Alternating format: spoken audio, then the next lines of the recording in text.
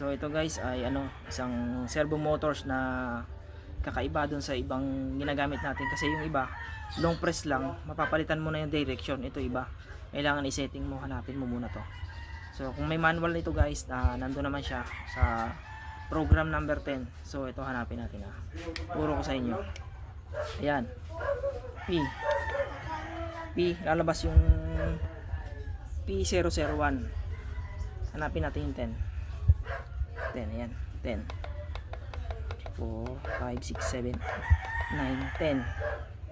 10, tapos parameter, ay, speed S, tapos i-down mo sa 0 yan. Pag siniro mo yan, mag-reverse na yan. Ayan, pabaliktad na yung ikot niya. So paano naman ibalik?